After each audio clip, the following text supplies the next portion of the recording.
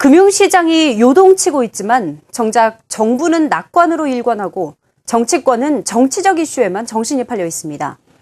정부가 기껏 내놓은 대책도 미시방편에 그치고 있는 데다 금융시장의 불안이 실물 경제로까지 확산되는 것 아니냐는 우려가 커지고 있습니다. 신선미 기자입니다. 정부는 버냉키 쇼크로 시장이 휘청이자 상황을 예의주시하고 선제적으로 대응하겠다고 큰소리쳤습니다. 우리 경제는 재정 건전성, 경상수지 흑자, 외환 보유액, 외채 구조 등 경제 기초 체질이 다른 신흥국보다 양호하므로 급격한 자본 유출 가능성이 낮으며 보다 장기적이고 냉철한 시각과 자세를 견지할 필요가 있다고 생각합니다. 하지만 시간이 갈수록 금융시장은 점차 악화되고 있습니다. 코스피는 11개월 만에 1,800선이 무너졌고 원달러 환율도 1년 만에 1,160원대를 돌파했습니다. 국고채 3년물 금리도 11개월 만에 3%를 돌파한 뒤 3일 연속 3%대에서 움직이고 있습니다. 중국발 유동성 악재가 국내 금융시장에 새로운 충격파를 몰고 왔지만 정부는 크게 우려하지 않는 모습입니다.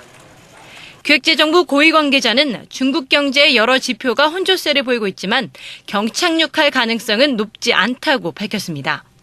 하지만 문제는 시진핑 쇼크까지 가해지면서 금융시장뿐만 아니라 실물 경제로까지 확산될 가능성이 커지고 있다는 겁니다. 외국인 자본 유출로 국내 자산 가치는 떨어지고 시장 금리가 오르면서 기업들의 유동성은 악화되는 데다 가계부채 부담까지 늘면서 소비마저 위축될 공산이 커졌습니다. 이럴 경우 추가 경정 예산이나 부동산 대책 등 정부가 내놓은 경기 부양책 효과는 반감될 수밖에 없고 3%대 성장 달성이 힘들 것이란 비관론마저 나옵니다.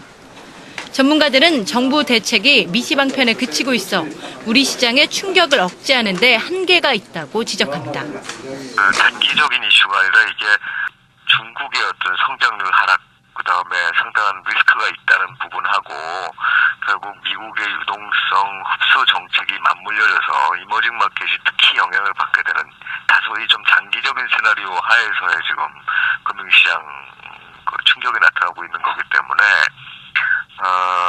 분명 단기적 효과는 좀 있긴 있겠습니다만 이걸 언제까지나 서서히 금융시장이 그냥 안정적으로 유지될까 하는 부분에 관해서는 조금 우려스러운 점이 있죠. 정부가 장기 국고채 물량 조절 카드를 꺼내들었지만 추경을 위해선 머지않아 다시 발행해야 하는 만큼 사실상 리스크 해소의 역부족이란 설명입니다. 10년 이상 장기 적립식 펀드의 세금을 깎아주는 법안을 6월 국회에서 추진하겠다는 정부 계획도 자칫 세수 부족을 초래해 국가 재정 건전성까지 악화되는 게 아니냐는 우려가 커지고 있습니다. 무엇보다 정부를 감시하고 체근해야 할 정치권은 NLL과 경제 민주화 공방에만 몰두하고 있어 한국 경제의 앞날에 적신호가 울리고 있습니다.